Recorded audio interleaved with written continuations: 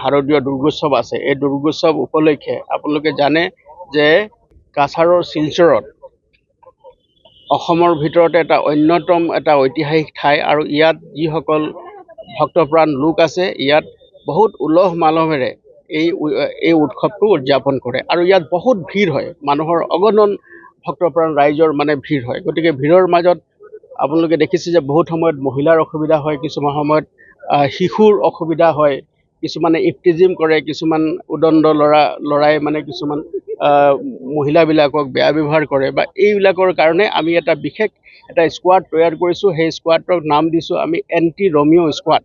আৰু সেই গোটেই সমগ্ৰ পূজা আৰু ভাসানৰ সময়ছোৱাত এই যিটো ফ'ৰ্চ আছে এই ফ'ৰ্চটো আমাৰ টাউনত থাকিব আৰু তেওঁলোকৰ লগত BSF ছেট থাকিব। তেওঁলোকে এনেকুৱা কিবা এটা খবৰ পোৱাৰ লগে লগে তেওঁলোকে সেই স্থানত উপস্থিত হ'ব আৰু মানুহক বা মহিলা বা যি ডিষ্ট্ৰেছ লোক আছে তেওঁক ন্যায় প্ৰদান কৰিবৰ কাৰণে আমি চেষ্টা কৰিম। যোৱা 15 দিন ধৰি তেওঁলোকক ইয়াত আনআৰ্মড কম্বেট আমি ট্ৰেইনিং দিয়াইছোঁ।